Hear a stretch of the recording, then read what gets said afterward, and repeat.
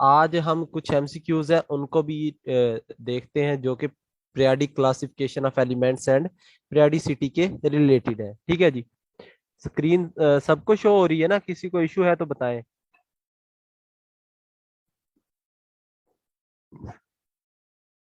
Video lectures आपको already provide किए जाते हैं, वो लेक्चर्स आपने देखने हैं।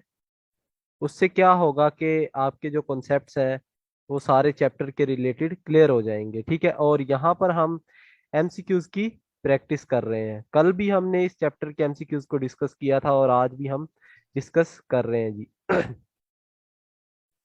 हमारे पास पहला जो एमसीक्यूज है वो ये है कि number of shells in an element reflects it's. बताएं जरा मुझे कि एक शेल में, या आप कह सकते हैं कि नंबर ऑफ शेल जो होते हैं एक एलिमेंट में, वो किस चीज को रिफ्लेक्ट करते हैं जी। बताएं। ऑप्शन कौन पीरियड सा नंबर होगा? Sir. Group period number sir, group period number. ठीक ग्रुप है। नंबर नहीं हो।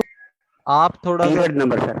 पीरियड नंबर देख लेते हैं। देखिए, number of shells periodic table में कितने पीरियड है? 7। कितने पीरियड है? 7। 17। तो वो जो होता है वो आपका एन जो होता है, प्रिंसिपल जो क्वांटम नंबर, उसके अकॉर्डिंग होता है। ठीक है। यहां पर आपसे जो बात पूछी गई है वो आपने बतानी है कि number of shells in an element reflects it's. एक शेल, एक जो एलिमेंट है उसमें जो शेल होते हैं वो किस चीज को रिफ्लेक्ट करते हैं, ये आपसे पूछा गया है जी। बताएं। पीरियड नंबर को सर रिफ्लेक्ट करते हैं। पीरियड नंबर को रिफ्लेक्ट करते हैं। ठीक है जी। कि अब देखिए, मिसाल के तौर पर एक का जो शेल है आपके पास, ये 1s है। ठीक है। तो इट मींस इसका जो पीरियड है वो कौन सा है? फर्स्ट पीरियड है। ठीक है। एक का 2s है। ठीक है। तो इसका जो आगे फर्दर डाउन पीरियड में आ जाएगा। ठीक है। ये जो आपका प्रिंसिपल क्वांटम नंबर है ना, या जो शेल्स इसमें है आपके पास, ये किसको रिफ्लेक्ट करते हैं? ये पीरियड नंबर को रिफ्लेक्ट करते हैं। और अगर आपसे पूछा जाए नंबर ऑफ इलेक्ट्रॉन्स किसको रिप्रेजेंट करते हैं, आखिरी शेल में अगर 5 इलेक्ट्रॉन हो, तो ग्रुप को सर। ग्रुप को रिप्रेजेंट करेंगे। ठीक है जी। इसके बाद जो सेकंड आपके पास है एमसीक्यूज, वो है जी के the number of electrons in valence shell of an element reflects its. के जो इलेक्ट्रॉन्स होते हैं वो किसको रिफ्लेक्ट करते हैं? अभी हमने डिस्कस किया, ये ग्रुप नंबर को रिफ्लेक्ट करते हैं। ठीक है जी। आपने ये पढ़ा जनरली के जो आपके पास एसिड मेटल्स होते हैं वो कौन से ऑक्साइड्स बनाते हैं जी generally? Basic basic sir. Basic oxides. Basic oxide बनाते हैं मेटल। ये आप लोगों को पता है कि मेटल जो होते हैं वो कौन से ऑक्साइड बनाते हैं? बेसिक ऑक्साइड बनाएंगे। ठीक हो गया। ये इसका बी ऑप्शन आ जाना था। आगे वेरिएबल वैलेंसी कौन सा ग्रुप शो करवाता है जी? First B sir, group first B. 1B जो है सर। 1b। क्योंकि देखिए, ग्रुप आपके पास फर्स्ट हो गया, सेकंड हो गया, या सेवंथ हो गया। अल्कली मेटल जो होते हैं ये वेरिएबल वैलेंसी इतनी शो नहीं करवाते जितने ट्रांजिशन एलिमेंट शो करवाते हैं। ठीक है जी। तो ग्रुप 1b आ जाएगा। हाइड्रोजन को किस पीरियड में आप रख सकते हैं, या किस ग्रुप में? अगर पीरियड तो हमें नहीं डिस्कस कर रहे, ग्रुप की बात बताएं कि हाइड्रोजन को किस ग्रुप में हम प्लेस कर सकते थे जी। सर ऑप्शन ग्रुप ए है, ऑप्शन ए। 4 थे और 7 थे। जी। आपको पता है कि हाइड्रोजन जो होता है वो ग्रुप 1 के लिहाज से किस तरह से सिमिलर है? कोई बता दे मुझे एक लाइन में जी। सर इलेक्ट्रॉन की वजह से दोनों के वैलेंस इलेक्ट्रॉन एक एक है। हाँ जी, दोनों के वैलेंस में एक एक इलेक्ट्रॉन है। ठीक हो गया। और ग्रुप 7 की अगर बात करें तो उसको भी एक इलेक्ट्रॉन चाहिए हाइड्रोजन को, और सेवंथ वालों को भी एक इलेक्ट्रॉन चाहिए। ठीक है। और अगर 4 की बात करें तो हाइड्रोजन भी हाफ फिल्ड है, और ग्रुप 4 वो भी हाफ फिल्ड होता है। ठीक है जी, तो ये मतलब तीनों से रिजेम्बलेंस रखता है। इसका चूंकि एटॉमिक नंबर 1 होता है, इसलिए हम इसे टॉप पोजीशन पर रख देते हैं ग्रुप फर्स्ट के ऊपर। अदरवाइज इसकी पोजीशन आज तक डिस्क्राइब नहीं की गई। ठीक है जी। इसके बाद आ जाता है members of group 1A are called as. Group 1A के मेंबर्स को क्या कहते हैं हम? अल्कली मेटल कहते हैं। Alkali metals. और ग्रुप 1B के मेंबर्स को क्या कहते हैं हम? अल्कलाइन Sir, अर्थ coinage metal. metals. Group 1B को हाँ बिल्कुल कॉइनेज मेटल कहते हैं। कॉइनेज मेटल कौन से मेटल्स होते हैं, कोई बताएगा नाम? कॉपर, सिल्वर Sir, और gold, silver, Copper, silver, copper. Gold. ये कॉइनेज मेटल होते हैं, आपने इनका याद रख लेना है, पूछा जा सकता है कि copper, silver and silver, gold. gold, हाँ जी, ये जो तीन gold. है ये सिक्के बनाने के लिए इस्तेमाल होते थे पहले वक्तों में, और अब भी होते हैं वैसे। इसके बाद keeping in the view size of atom which order is correct one, इनमें से ऑर्डर कौन सा ठीक है? मैग्नीशियम का स्ट्रोंशियम से साइज या बेरियम का B option magnesium? Correct sir, B option. हाँ जी, बी ऑप्शन ठीक है, क्योंकि आपको पता है कि beryllium, magnesium, calcium, strontium, barium, तो बैरियम नीचे आ रहा है, तो इट मींस बैरियम का जो साइज होता है वो बड़ा होता है। ठीक है जी, ठीक हो गया। इसके बाद which one of the following oxide is amphoteric in nature, तो मैंने आपको कुछ ऑक्साइड्स बताए थे एम्फोटेरिक, उनका अगर आपको नहीं याद तो मैं दोबारा से बता देता हूं। देखे क्या था वो?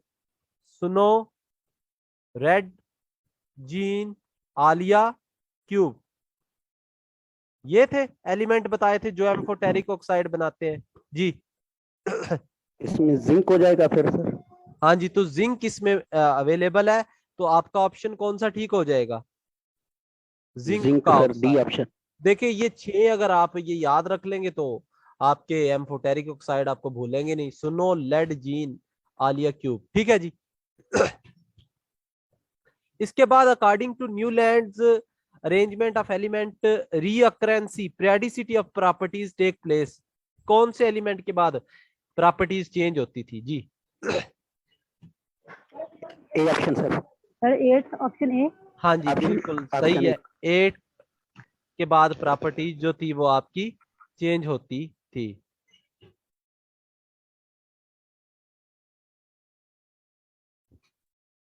तो इसके बाद हम नीचे आ जाते हैं एमसीक्यूज नंबर 9 को। जी, अब यहां पर मुझे बताएं कि which one of the following oxide is amphoteric, हो गया एमसीक्यूज 9 10 भी हो गया। एटॉमिक नंबर को 1916 में डिस्कवर किया गया था, या 13 में या 14 में, किस में जी? 1913. 1913 में एटॉमिक नंबर को डिस्कवर, और किसने किया था ये डिस्कवर? मोजले। मोज़ेले ने। ठीक है। और इसके बाद total groups in modern periodic table, groups कितने मॉडर्न पीरियोडिक टेबल में जी? 8। 8 8। groups. 16 ये 16 ग्रुप 18 सर। ग्रुप है, 18 ग्रुप है अच्छा. टोटल जी ग्रुप्स सर, की बात। देखिए सर आज एक तो क्वेश्चन आपके पास सर। जी सर यहाँ पे लिखा है atomic number was discover by मोजे इन 1930, लेकिन बुक में लिखा है कि 1911 में एटॉमिक नंबर को डिस्कवर किया गया था। मैं देखता हूँ, एक मिनट, यहाँ पर मुझे भी सर ऑप्शन। आपने 1911 ही लिखवाया है. हाँ जी बिल्कुल 1911 में। 1911 ही मैंने लिखवाया था, यहाँ पर ऑप्शन कोई भी नहीं ठीक, इसलिए मैं जी। ठीक है, यहाँ पर ऑप्शन कोई भी ठीक नहीं है, 1911 ही आएगा। तो 18 का आपको पता है ना कैसे होते हैं? 8 तो आपके ए वाले जो हो गए, और 10 जो आपके बी वाले हो गए। ठीक है जी, तो ये आपके 18 हो जाएंगे। 1913 नहीं, 1911 ही है जो हमारी बुक में लिखा हुआ है, उसके अकॉर्डिंग हमने चलना है। इसके बाद आपके पास आ जाता है non metals usually exist in form of जी, नॉन मेटल किस फॉर्म में एग्जिस्ट करते हैं? लिक्विड और गैस सर। लिक्विड और गैस गैस। सर। ऑप्शन सी।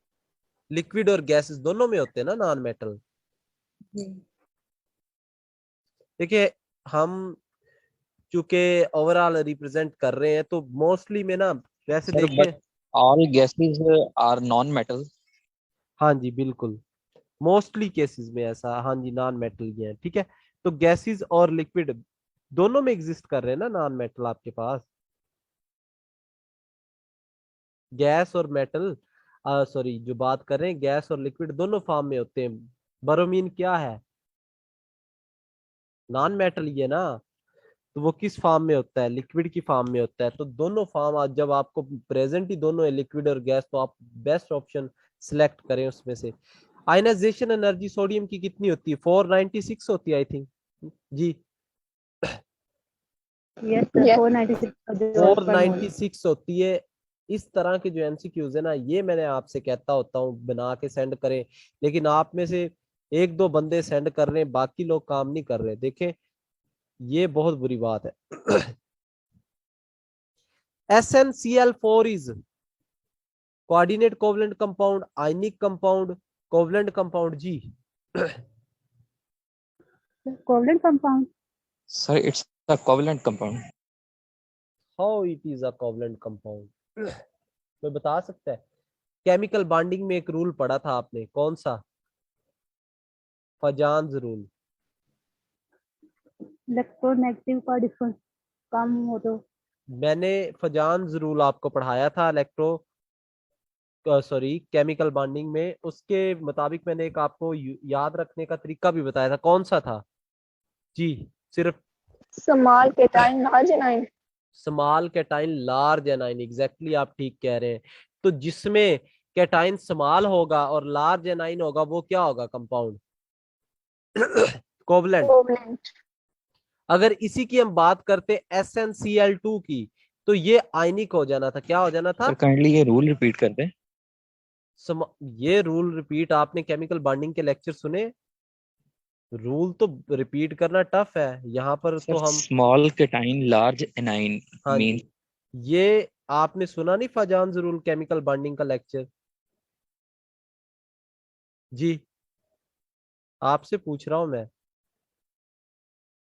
जी सर सुना है, लेकिन अभी माइंड से ना स्किप किया। फजान्स रूल के मुताबिक अगर सुना हो तो ये आई डोंट थिंक कि ये आपको भूलना चाहिए। स्मॉल कैटाइन लार्ज एनाइन होगा तो वो कंपाउंड कोवलेंट होता है, ये बात हमने वहां डिस्कस की थी। यानी अगर एक कैटाइन स्मॉल होगा तो उसकी जो पावर होती है पोलराइजिंग, वो बहुत ज्यादा होती है, और वो एनाइन के इलेक्ट्रॉन को अपनी तरफ खींचता है, जिससे क्या होता है कि जो एनाइन होता है उसका साइज डिस्टॉर्ट हो जाता है और उसमें शेयरिंग का करेक्टर आ जाता है। और शेयरिंग कब आती है, जब कोवलेंट बॉन्ड बनता है। इसको फजान रूल कहते हैं। ये तब होता है जब स्मॉल कैटाइन होगा और लार्ज एनाइन होगा, ठीक है जी।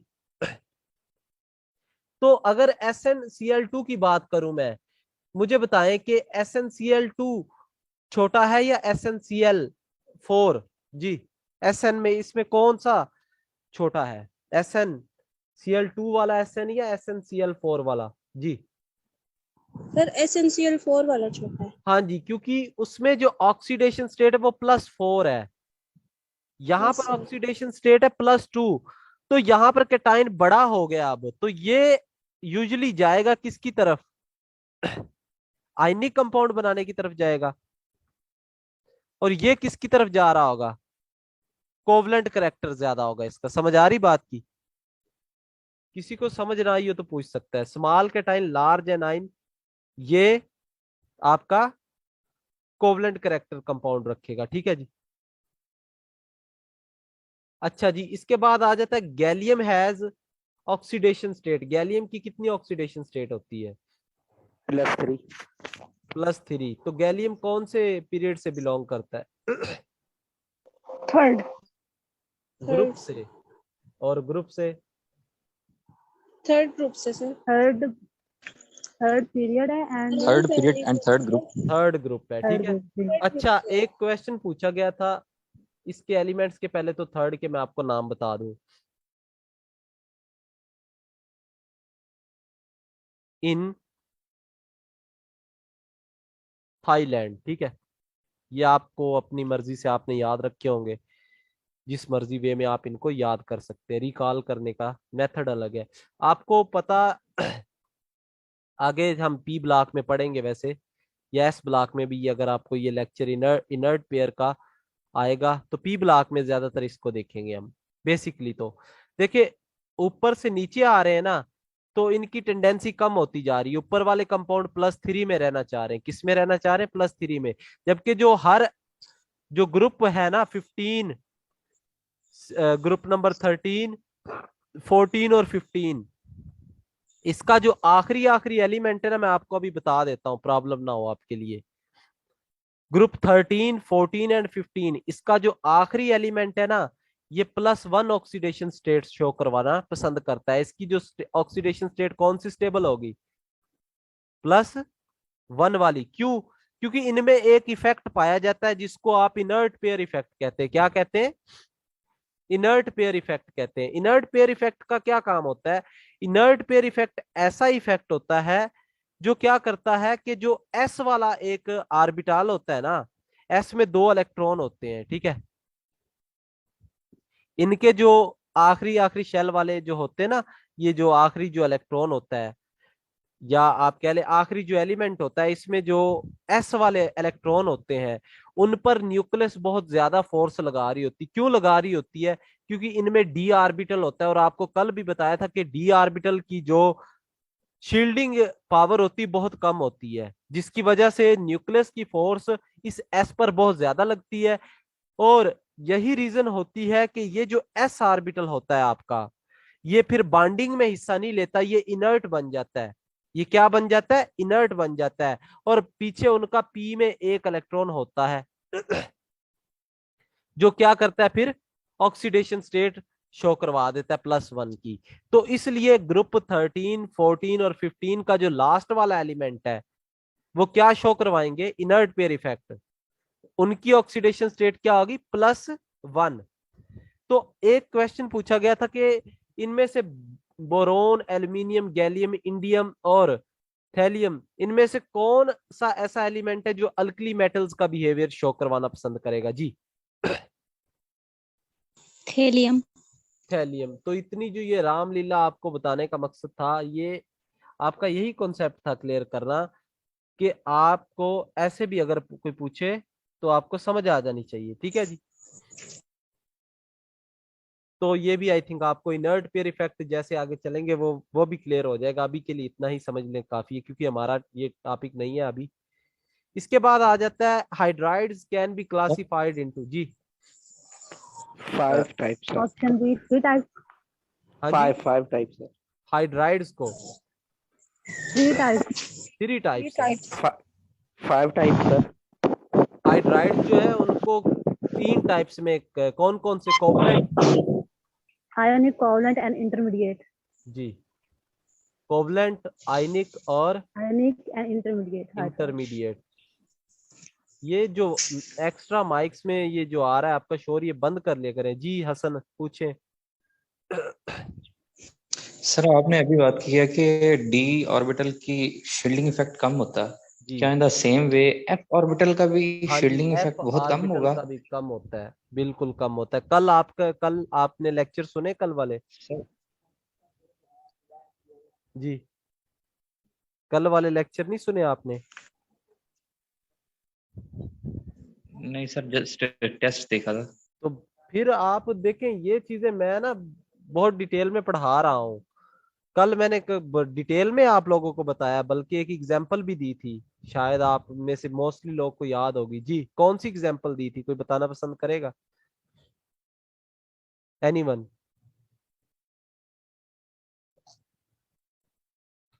मैंने कौन सी एग्जांपल दी थी इसको एक्सप्लेन करने के लिए, शील्डिंग इफेक्ट को? जी,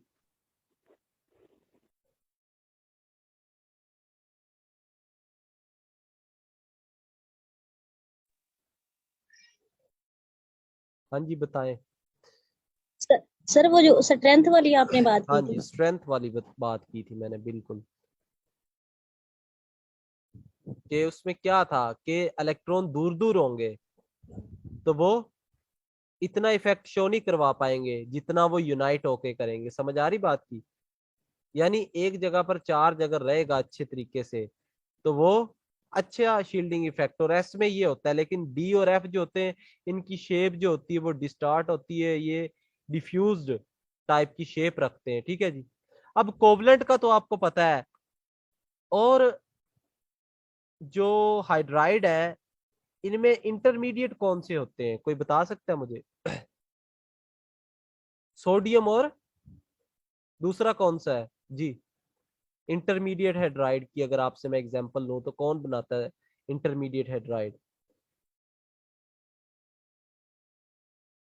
दो एग्जांपल आपकी बुक में दी हुई है, अगर आपने जहमत की हो पढ़ने की।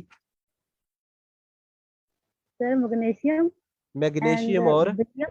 ब्रिलियम, बेरिलियम ठीक है जी। जी। ब्रिलियम और मैग्नीशियम ये कौन से हैलाइड बनाते हैं? इंटरमीडिएट बनाते हैं, हाइड्राइड, हैलाइड नहीं।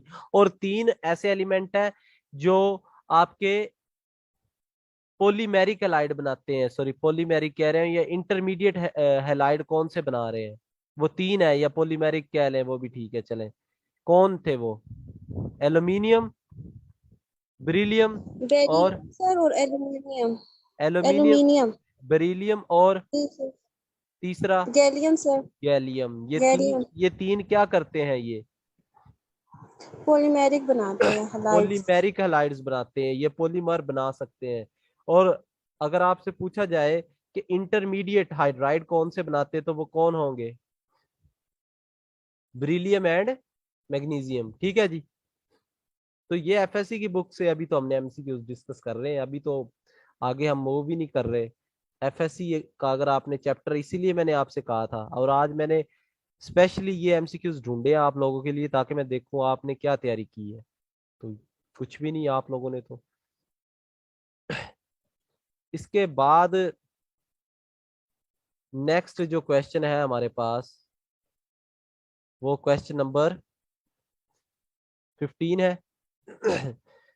सोडियम की आयनाइजेशन एनर्जी 16 भी हो गया, गैलियम की भी ऑक्सीडेशन स्टेट, हाइड्राइड की क्लासिफिकेशन होगी। आगे बता दें, विच of the following represent the increasing order of atomic radii?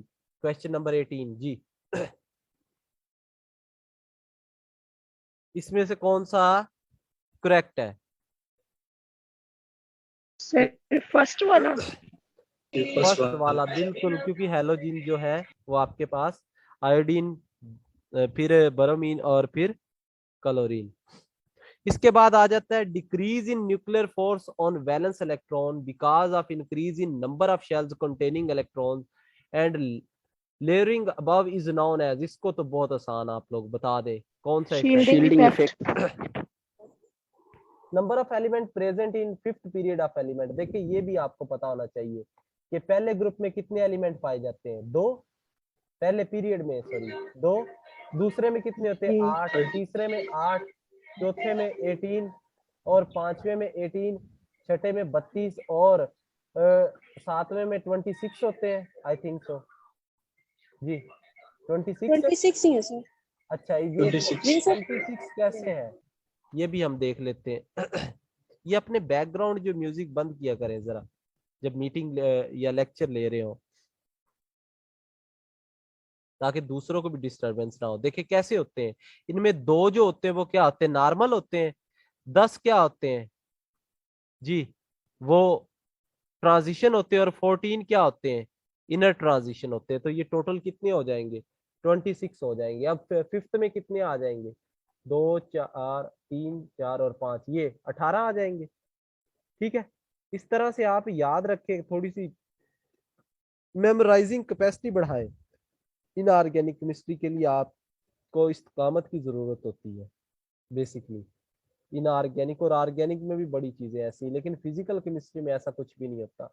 Physical chemistry तो एक शानदार ब्रांच है आपकी होल केमिस्ट्री की, उसमें आपको ये चीजें नहीं मैटर नहीं करती, उसमें आपको पता है बहुत आसान चीजें। इसके बाद आपके पास आ जाता है कि which element has largest first ionization energy. किसकी फर्स्ट आयनाइजेशन एनर्जी लार्जेस्ट होगी? तो वो लिथियम होता है आई थिंक जी। Sir lithium. लिथियम होगा। Which of the following pairs are chemically dissimilar. देखिए इनमें अब जो प्रॉपर्टीज आपने देखी, कैल्शियम और जिंक जो है ये केमिकली डिसिमिलर है या नहीं है? जी। ठीक है, तो इसमें जो डी ऑप्शन आपका वो करेक्ट होगा। आवाज कम आ रही है। मैंने आपसे कहा कि केमिकली डिसिमिलर कौन से हैं, वो कैल्शियम और जिंक, ये दोनों एक दूसरे से डिफरेंट है। ठीक है जी। Which of the following has greatest metallic character. तो मैंने मेटेलिक करेक्टर का अभी वो एस ब्लॉक में हम इसको डिस्कस करेंगे मेटेलिक करेक्टर के बारे में। तो लेकिन मैं बता दूं मेटेलिक करेक्टर दो चीजों पर डिपेंड करता है। देखिए ये एमसीक्यू से आपकी बहुत सी चीजें क्लियर हो रही है। मेटेलिक करेक्टर दो चीजों पर, कौन कौन सी चीज? नंबर 1 वो डिपेंड करता है ease of loss of electron, loss of electron पर ये डिपेंड करता है, और दूसरा साइज पर। तो जिसका साइज ज्यादा होगा उसकी टेंडेंसी क्या होगी?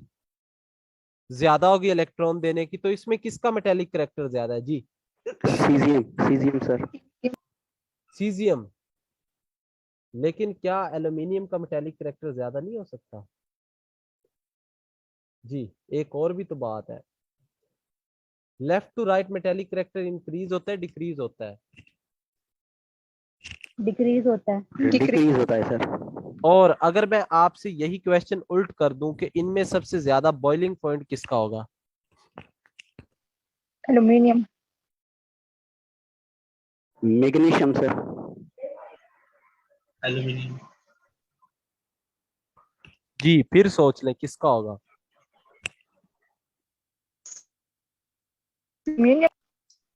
सर एल्यूमिनियम का। एल्यूमिनियम का होगा। इसकी क्या रीजन है? सर ये 3 इलेक्ट्रॉन्स दे देता है। हाँ जी, मेटेलिक जो मेल्टिंग पॉइंट है ना, याद रख ले, मेल्टिंग पॉइंट इस चीज को भी देखता है कि नंबर ऑफ इलेक्ट्रॉन्स कितने दिए जा रहे हैं। मेल्टिंग पॉइंट जो होता है वो दो सेकंडली सर इसका दूसरी रीजन ये है साइज कि भी ये होता है। 13 ग्रुप से 13 ग्रुप से तो बिलोंग करता है, क्योंकि 3 इलेक्ट्रॉन दे रहा है। एक तो पहली बात है लेफ्ट टू राइट जी, आपका जो आपको अगर जनरल पता हो तो कार्बन तक क्या होते हैं मेल्टिंग और बॉइलिंग पॉइंट? इंक्रीज करते हैं और उससे आगे डिक्रीज करते हैं। डिक्रीज होता है। ठीक है, मेल्टिंग पॉइंट जो होता है ये नंबर ऑफ इलेक्ट्रॉन्स पर एक तो डिपेंड करता है और दूसरा साइज पर ये भी डिपेंड करता है, दोनों। लेकिन मैं आपको जो बात क्लियर करने की कोशिश कर रहा हूं वो ये है कि आपने कंफ्यूज नहीं हो जाना मेल्टिंग पॉइंट और मेटेलिक करेक्टर में। क्योंकि मेटेलिक करेक्टर जो होता है ये किसको बताता है? Ease of electron donation. किसकी इलेक्ट्रोपॉजिटिविटी ज्यादा है उसका मेटेलिक करेक्टर भी ज्यादा होगा। लेकिन अगर मैं आपसे कहता हूं कि एल्यूमिनियम है मैग्नीशियम है, तो इसमें आप मुझे बताएं मेल्टिंग पॉइंट किसका ज्यादा होगा? तो याद रखें जो ज्यादा इलेक्ट्रॉन देगा उसका मेल्टिंग पॉइंट ज्यादा होगा। जितने एल्यूमिनियम 3 इलेक्ट्रॉन देता है तो इसका मेल्टिंग पॉइंट ज्यादा होगा। ठीक है जी। Top to bottom melting point क्या ऑर्डर आता है जी? कोई बता सकता है मुझे? Decrease sir. डिक्रीज डिक्रीज होता है सर। डिक्रीज, इसकी रीजन मैंने बताई होगी, आपने सुना है ये लेक्चर ना? जी थोड़ा जी सर। तो इसकी रीजन मैंने बताई थी कि एक तो साइज बड़ा होता जाता है तो उनके दरमियान वॉइड्स आ जाती हैं, ये बात भी बताई होगी। Packing efficiency, shielding effect increase. मैंने बताया था कि वॉइड्स आ जाती हैं। ये देख रहे हैं आप, पैकिंग एफिशिएंसी जो होती है उनकी कम हो जाती है। तो जैसे जैसे एटम्स बड़े होते जाएंगे तो इनका जो ये वॉइड होती है, स्पेस जो होती है ना, इसको वॉइड्स कहते हैं। अब खला आ जाए, स्पेस आ जाए तो वो बॉन्ड इतना अच्छा नहीं बनता। ठीक है, लेकिन जो छोटे छोटे साइज के एटम होंगे इतने इतने, उनके दरमियान आप देखिए जरा स्पेस कम होती है। ठीक है, तो वॉइड्स एक तो आ जाती, पैकिंग एफिशिएंसी जो होती है वो क्या हो जाती है उनकी? कम हो जाती है। पैकिंग एफिशिएंसी कम तो उनके मेल्टिंग और बॉइलिंग पॉइंट कम। अगर हैलोजेंस की बात करें तो टॉप टू बॉटम क्या होता है? इंक्रीज होता है। इंक्रीज होता है। उसकी क्या रीजन? पोलराइजेबिलिटी। हाँ जी, ड्यू टू पोलराइजेबिलिटी पोलराइजेबिलिटी या लंदन फोर्सेस। ठीक है जी। स्पेशल वंडरफुल फोर्सेस भी इसमें इन्वॉल्व होते हैं।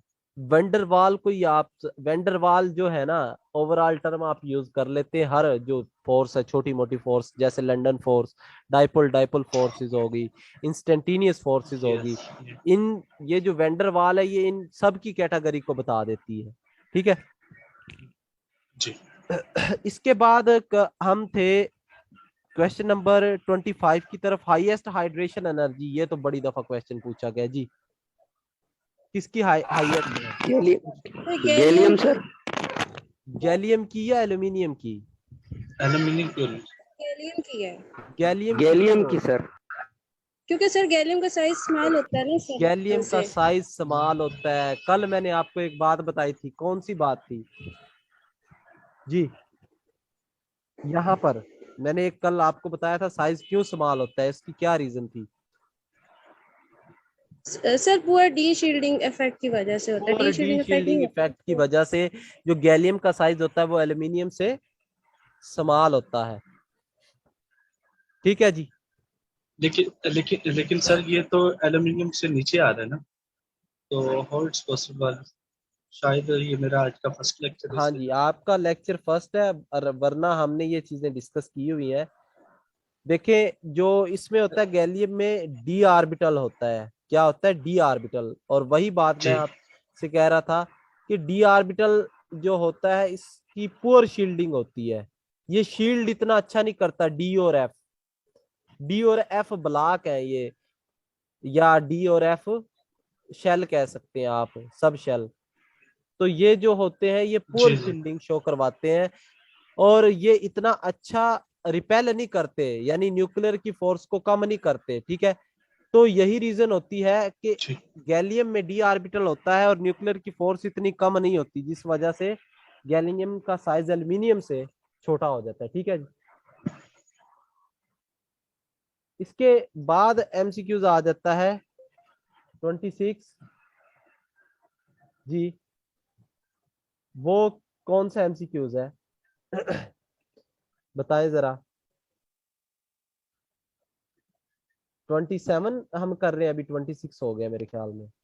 20 सर अभी 26 करना है। सर करने सर इसमें ये नहीं कुछ statement? Which of the following is highest value of ionisation energy, तो कौन सा होगा 26 में जी? हाईएस्ट किसकी है? सर इसमें आयनाइजेशन की एनर्जी के ऑप्शंस के मुताबिक जैसा कि +1 सोडियम प्लस है और इसके साथ एल्यूमिनियम की तीनों स्टेट्स बताई गई हैं, तो इसमें फर्स्ट सेकंड और थर्ड की बात की जा सकती है। तो स्टेटमेंट में जो कि ऐसा नहीं है, तो I think aluminium is correct answer. अगर हम इसको फर्स्ट या सेकंड को या थर्ड जो है उसको ध्यान में नहीं रखते। Following has highest value of ionisation energy, तो पहली जो आयनाइजेशन एनर्जी है वो किसकी ज्यादा होगी, ये बात पूछी गई उन्होंने। नो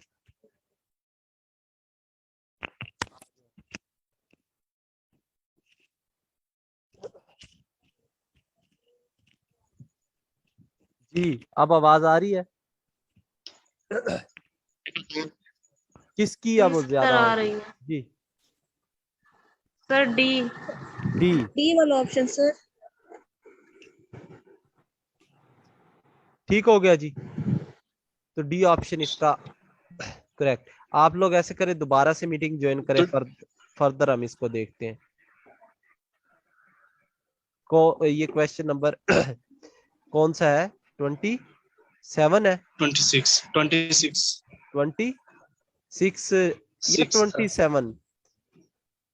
सर 26 26 इसका ऑप्शन तो वैसे डी ही आएगा, ए तो किसी सूरत भी नहीं बनेगा। हाँ, अगर उस लिहाज से हम देखें कि इसमें से इलेक्ट्रॉन निकालना है, बिल्कुल ठीक है, इसका ऑप्शन ए ही आना चाहिए। आगे मैं बताता हूं, आप लोग दोबारा से ज्वाइन करें।